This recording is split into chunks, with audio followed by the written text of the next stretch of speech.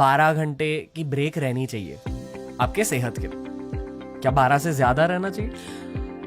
अभी आपको पता है इंटरमिटेंट फास्टिंग का वर्ल्ड है, टाइम है जी। तो हम 12 घंटा से मैक्सिमम 13 घंटे पे जा सकते हैं। उससे ज़्यादा हम मसल लॉस करते हैं, एसिडिटी बढ़ती है, इरिटेशन बढ़ता है और भूख ज़्यादा लग जाती है। तो हम 12 घंटा ही मानते हैं। अच्छा, ये 16 घंटे का लॉजिक कहाँ से आया था? हमारे जो भी हम फैट फॉलो करते हैं, जो कि न्यूट्रिशन की इंडस्ट्री में होते हैं, मतलब ट्रेंड्स आ जाते हैं। ट्रेंड्स, हाँ, तो हमारा काम यही है कि उसको साइड में करते जाना और क्लियर पाथ बताना हमारे क्लाइंट को कि ये फैट्स हैं, थोड़े दिन जिंदा रहेंगे, बाद में चले जाएंगे। जैसे कि 2002-3 में आया था लिक्विड डाइट, लोग पानी पूरी का पानी पे और बहुत कम खाने पे जिंदा रहते थे, दुनिया भर का वजन कम कर रहे थे। बाद में आया पेलियो डाइट की कुछ रॉ फूड खाओ। उसके बाद आया intermittent fasting, then keto diet.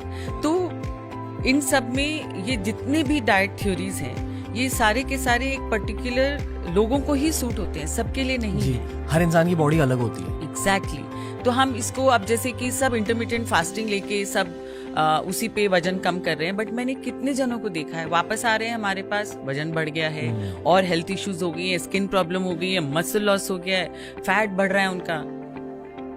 तो ये सब हम काफी देखते हैं हमारे करियर में। तो हम उनको बताते हैं कि आप फैट्स पे मत जाओ, आप 12 घंटे की फास्टिंग रखो। जैसे मैं आपको बताती हूँ कि अभी आईएफ के बारे में आया था न्यूज में कि हार्ट पे इफेक्ट होता है, तो मुझे विश्वास नहीं हुआ कि आईएफ हार्ट पे कैसे इफेक्ट करेगा। तो एक केस आया मेरे पास रियाद से, फ्रॉम सऊदी अरेबिया। वो इंडियन था और उसके हार्ट पे इतना बुरा असर आया आईएफ की वजह से कि अभी इरिवर्सिबल डैमेज हो गया उसका, क्योंकि वो काम कर रहा था 16 घंटे, 8 घंटे भी नहीं सोता था और खाना खाता था केवल 8 घंटे। इतना इम्बैलेंस हो गया उसकी लाइफ में कि उसके हार्ट पे असर आ गया। तो इतना, जैसे कि इस पे जब इन्होंने I don't know which website, कौन सी वेबसाइट ने या कौन से न्यूज चैनल पे आया ये, किंतु इसके वजह से काफी लोगों को प्रॉब्लम हो रही है। हम तो पूरे टाइम देखते हैं आईएफ की वजह से क्या क्या प्रॉब्लम हो रही है, बट ऐसा नहीं है कि ये सबको सूटेबल नहीं है। कुछ लोगों को सूटेबल हो सकता है, इट डजंट सूट मी, और मैं प्रमोट नहीं करती, बट कोई मेरे पास आईएफ लेके आता है कि मुझे यही फॉलो करना है, तो हम उसको डाइट अच्छा और हेल्दी बना के दे देते हैं। वो हमारा जॉब होता है। और हम मैक्सिमम हम बिलीव करते हैं कि 14 घंटे से तो ज्यादा आईएफ करना ही नहीं चाहिए।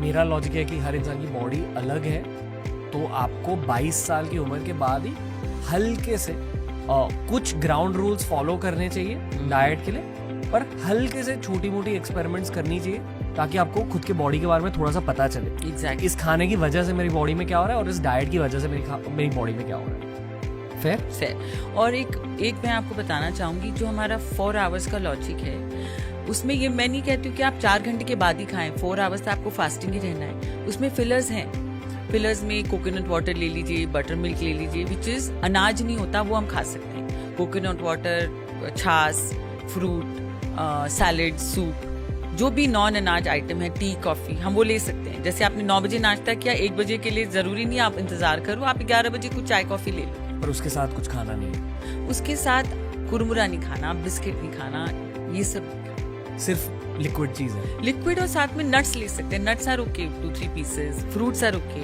कौन से? सैलेड्स आर ओके, कोई भी फ्रूट्स, कोई भी सैलेड्स बना के ले सकते हैं। जो अनाज नहीं होता, अनाज क्या होता है जो कि हमको मिलता है, जिसको 3 घंटे से ज्यादा लगते हैं, 2 से 3 घंटे से ज्यादा लगते हैं डाइजेशन में। तो अगर आपने 2 घंटे पे ही खा लिया तो आप आधा फूड डाइजेस्ट हो गया, उस पर और खाना आ गया, तो गैस और एसिडिटी बढ़ जाती है, पित्त और वायु, तो इसकी शिकायत बढ़ जाती है, खाना प्यूरिफाइड हो जाता है। तो इसकी वजह से हम कहते हैं मिनिमम 3 घंटा, जैसे आपने 9 बजे खाया तो 12 बजे भी आप खा सकते हो। मिनिमम 3 आवर्स, मैक्सिमम 4 आवर्स का गैप रहना चाहिए। तो 3 घंटे जिससे कि एसिडिटी, गैस नहीं हो, खाना ठीक से डाइजेस्ट हो।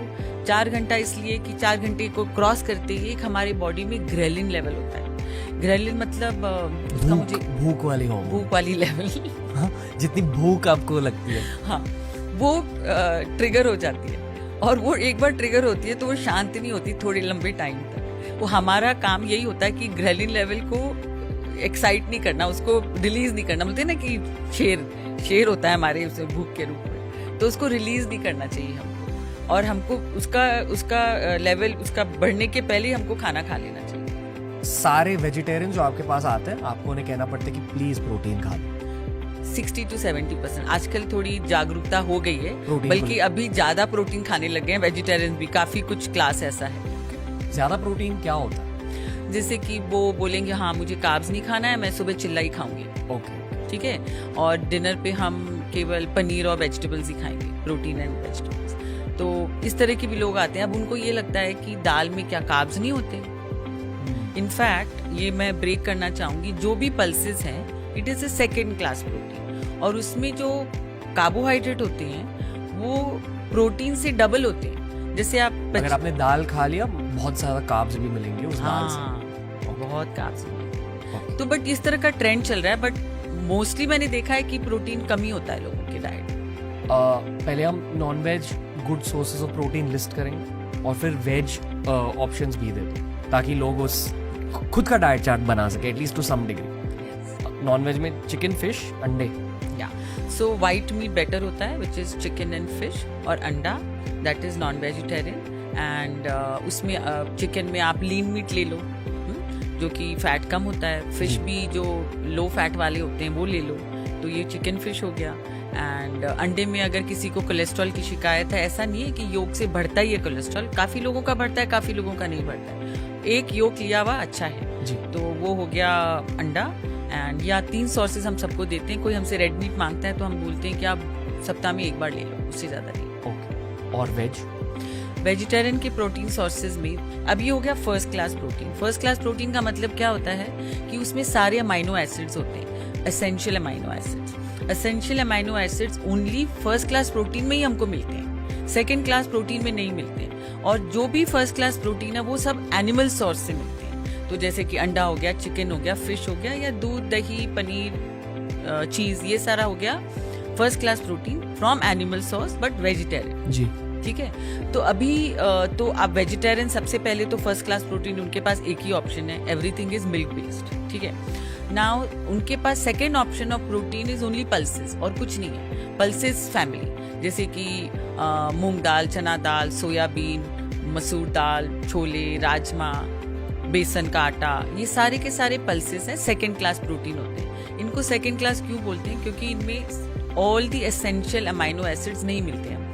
वो जब एक दूसरे ग्रुप ऑफ फूड से मिलते हैं तभी वो फर्स्ट क्लास प्रोटीन, मतलब एक तरह से कंप्लीट बनते हैं, फर्स्ट क्लास प्रोटीन तो नहीं बनते। जैसे कि आपने देखा होगा कि भारत में सबसे ज़्यादा इडली सांभर के साथ खाया जाता है। दैट मीन्स उसमें ग्रेन में राइस हो गया, राइस के साथ में उड़द दाल एंड तुअर दाल, सो वो मिलके कंप्लीट प्रोटीन बन सकता है।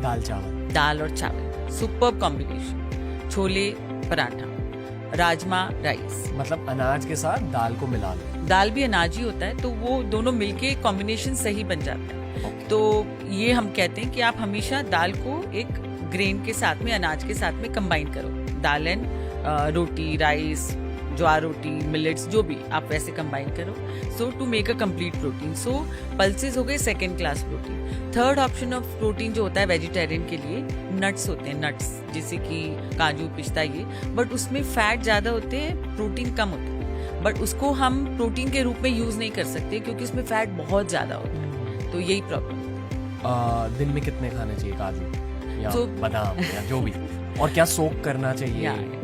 सो ग्राउंड रूल है नट्स खाने का, एक मुट्ठी बंद में जितने भी नट्स आए हम उतना खाएंगे अच्छा है। चाहे आप काजू खाओ, पिस्ता खाओ, बादाम खाओ, वॉलनट लो, एनीथिंग, एक मुट्ठी, that is the ground rule. Bharat जो है हमारा बहुत गर्म देश है, तो उसमें जो नट्स बहुत गर्मी करते हैं पेट में जाके, तो गर्म की तासीर को कम करने के लिए अगर हम नट्स को भिगो देते हैं तो उसमें थोड़ी वो डाइजेस्टिबिलिटी बढ़ जाती है, पाचन शक्ति, मतलब पचाने की शक्ति बेटर हो जाती है उसकी। मेरे ख्याल से अखरोट और बादाम के छिलके भी निकाले जाते हैं इसी वजह से। बादाम के छिलके निकाल सकते हैं, बट ऐसे भी खा सकते हैं, बट डाइजेस्टिबिलिटी बेटर करने के लिए भिगोते हैं तो वो डाइजेस्ट अच्छे से हो जाती है इसकी। पीनट्स लाइक ग्राउंड नट्स, उसे भी ये देखो मैं रील ट्रेंड्स आपके सामने पेश कर रहा हूँ। तो वो दाल चावल भी मैंने रील ट्रेंड से सीखा है। और अभी एक नया रील ट्रेंड आया कि super food is soaked ground nuts, और आप इसी कैटेगरी में डाल दोगे? हाँ, सेम, क्योंकि नट्स ही सब नट्स ही हैं, बट पीनट की एलर्जी ज्यादा होती है, तो हम सबसे पहले पूछते हैं पीनट देने के पहले आपको एलर्जी तो नहीं है, तो आप ले लें, वो भी एक मुट्ठी।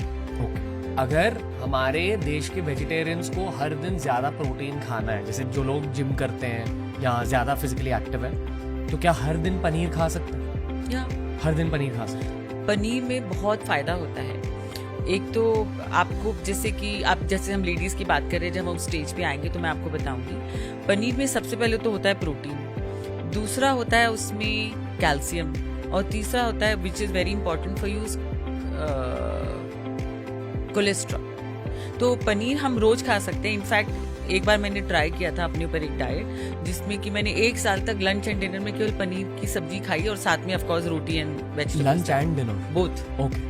तो कुछ प्रॉब्लम नहीं, मैं कोलेस्ट्रॉल वगैरह सब सही था, नो प्रॉब्लम। वाह। आई एम अज्यूमिंग कि जब आप एक्सपेरिमेंट करते हो आप ब्लड रिपोर्ट भी ले रहे हो खुद की। ओके, सो हर दिन खा सकते हो, मैं मानता हूँ कि खाना चाहिए। बहुत सारे भारतीय कभी नॉनवेज खाएंगे नहीं, एंड दैट्स फाइन, वो हर किसी की खुद की पर्सनल चॉइस होती है, पर at the same time protein पर फोकस करना चाहिए थोड़ा सा, वरना बहुत हेल्थ प्रॉब्लम्स होंगे आगे जाकर। और आपको एक और बताऊं रणवीर कि पनीर के साथ में ऐसे क्या है कि it is most easily digestible milk source of protein. ये समझा दीजिए, क्योंकि बहुत लोग अब दूध पीना कम कर रहे हैं इसी वजह से। मैं भी लैक्टोज इंटॉलरेंट हूँ, उसकी भी एक बड़ी कहानी है, बट मुझे पनीर इजीली डाइजेस्ट होता है और दही भी इजीली डाइजेस्ट होता है जी। तो लैक्टोज इंटॉलरेंस होता है, लैक्टोज सेंसिटिविटी होता है, तो काफी लोग लैक्टोज सेंसिटिव होते हैं, तो वो आप दूध नहीं लेंगे तो आप ये ले सकते हैं। अगर आपको वेट लॉस करना है, अवॉइड दी ऑब्वियस, जो चीजें नहीं खानी चाहिए, जो चीजें नहीं खानी चाहिए। सो अवॉइड दी ऑब्वियस में आ गया मिठाई, आइसक्रीम, कोल्ड ड्रिंक्स, पापड़। पापड़ एकदम खराब है, हम बिल्कुल विश्वास नहीं करते। थोड़ा बताइए। बिकॉज उसमें सोडियम बहुत होता है, यूजलेस कैलोरी होता है, वो खाने के बाद खाते हो तो आपका पेट भर गया, बट टेस्ट के लिए खाते हो। तो ice cream, cold drink, chocolates, fried food, papad and potatoes. Potatoes में कैलोरी डेंस होता है, जो कि रूट वेजिटेबल्स होती हैं उसमें, तो वो कम खाना चाहिए।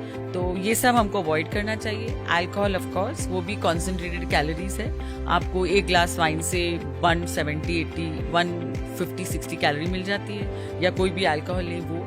और क्या आई थिंक यही सब चीजें हैं। अगर किसी को cold drink, desserts, any western dessert, all western desserts are खराब। केक, पेस्ट्री, जो भी बिस्किट। अगर मीठा खाना है तो इंडियन मीठा खाएं। क्या सब कुछ अच्छा है, काफी कुछ अच्छा है इंडियन मिठाई में। मुझे इसके बारे में बताना चाहूंगी कि हम इतने ज्यादा वेस्टर्नाइज हो गए हैं। पहले के जमाने में क्या होता था कि हाँ, ये बच्चा हो गया, रसगुल्ला खाओ। रसगुल्ला क्या है? पनीर है, गुड फॉर हेल्थ, ठीक है। काजू की बर्फी, वेरी गुड। काजू होता है, उसमें घी तेल बहुत कम होता है। काजू की बर्फी, उसमें प्रोटीन है, गुड क्वालिटी फैट है, और क्या चाहिए? आप ले ले संदेश, पनीर, और कुछ नहीं है, उसमें प्रोटीन भी है, कैल्शियम भी है, कोलेस्ट्रॉल भी है, विच इज वेरी गुड। हर दिन खा सकते हैं, या अगर आप वेट लॉस नहीं करना चाहें तो खा सकते हैं। अगर आप ओवरऑल हेल्दी हो, लग रहा है कि फैट लॉस करना है तो फिर मत खाओ। फैट लॉस करना है तो बिल्कुल मत खाओ, दूर रहो मिठाइयों से। ये एक्चुअली मिठाई के बारे में मैं सबको, मेरी जो भी क्लाइंट है, बिकॉज हमको, हमारा काम ही होता है ना मोटिवेशन देने का, कि कैसे आप डाइट को फॉलो करो और आप वेट लॉस करो। तो हम सबको यही कहते हैं कि आप मीठा जो है ना, हमारे संस्कृति ने हमको क्या सिखाया मीठे के बारे में। कोई ओकेजन हो, कोई खुशी का मौका हो तो चलो मुंह मीठा करो, यही बोलते हैं ना।